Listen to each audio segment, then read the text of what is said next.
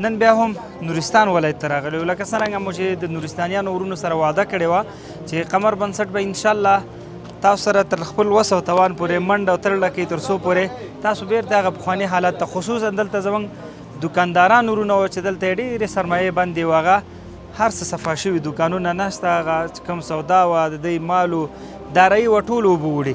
نو هغه ورونو سره هم وعده کړې وه الحمدلله تقریبا 11 قلمه خوراکي مواد دي چې دا به له خیره سلو کورنیو ته موږ توضیح کوو. دا د شپږ ټایره موټر کې چې دلته ورته ششپای وایي، نو هغه موټر کې م راوړي قمر بنسټ بیړنۍ مرستې ایمرجنسي ایډ او نورستان افغانستان سلو کورنیو ته، خصوصا هغه کورنۍ چې متضرره شوي وو د هغې دوکانونه دلته کورونه ړنګ شوي وو. الحمدلله د هغې لپاره مو دغه 11 قلمه خوراکي مواد دي چې د صابون او د غاښو برس و کریم نه نیولی تر شامپو تر وړو وریجو چای و دال و لوبیا هر هغه شی سوجي وړه که نه حلوا دا ټول پکې شته. دا به انشاءالله د خپلو کورونو ته وړي، یوه میاشت دوه میاشتې به انشاءالله پرې ګزاره کېږي.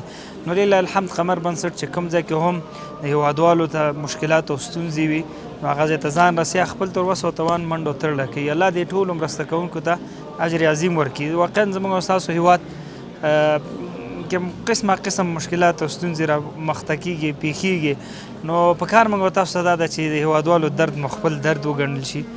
نو موږ تاسو یو موټی یو مو وینه ده، یو قوم یو مو کلمه ده. نو هغه د حدیث شریف دی که نه، رسول الله صلی الله علیه وسلم فرمایي مسلمانان په شان دی یو بدن دی، په بدن کې که سترګه خوږېږي ټول بدن ورسره خوږېږي، که لاس خوږېږي ټول بدن ورسره نارامه. نورستاني ورونه هم زموږ او ستاسو د هېواد وګړي دي. نورستان زموږ او ستاسو په دې هېواد کې په افغانستان کې داسې یو ولایت و د ښایستونو ډک، موږ پې افتخار کوو. اکثره بهر یا نور ځای کې به چې یو موږ به دا ولکه چې د افغانستان د خلکو حیران نو نظره شو. الله دې آینده کې زموږ او ستاسو دغه ولایت د بدنظرۍ څخه وساتي، بیا دې خدای را جوړ کړي. نو دې لپاره مو دغه مرسته راوړه. نو هغه ورونه دي ناست دي، هر یو به خپله مرسته وړي. نو دغه د قمر مرسته وه چې د خلکو سره مو وعده کړه، ورته مو وسپارله. انشاءالله نور هم کوشش کوو چې اساسي او بنیادي کارونه د خلکو ته وکړو. موږ سره چې څوک په دې کاروان کې دی الله دې هغې نه راضي شي، او چې څوک غواړي شرکت وکړي لینکونه ستا په دې کې ځان ثبت کړي.